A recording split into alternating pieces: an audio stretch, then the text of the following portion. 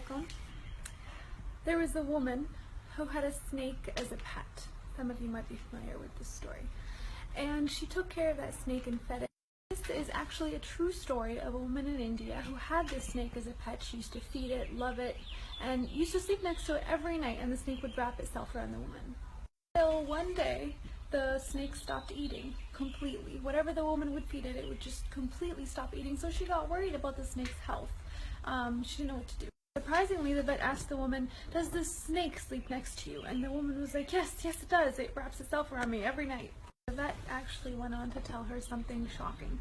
He told her that this 4-meter-long snake that hasn't eaten in a few weeks is actually, this python is actually not sick at all. It's just preparing to eat you. Every time that it's actually creeping on you, wrapping around you, and hugging you, it's actually checking your size and how great of a meal you are.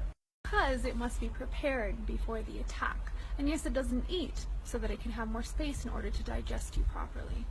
The moral of this story, of course, is that even with people who are very close to you, people who you're very affectionate with, they can have very bad intentions.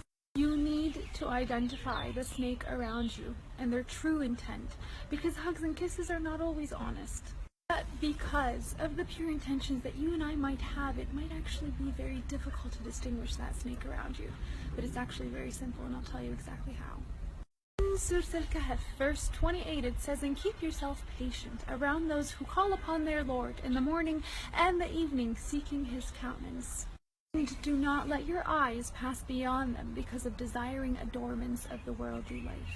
And do not obey or be with the ones whose hearts have been made heedless of the remembrance of God, and who only follow their own desires, and whose cases have gone beyond all bounds." This verse basically means is that we should stay away from those who don't have the ability to restrain themselves from doing the things that God has prohibited us from doing. Simple things like cheating or lying or backbiting. If they haven't done it to you, your turn is definitely coming, and you get my point. And may God always protect us from any evil and keep us around those whom he loves and do the things that he loves and approves of always.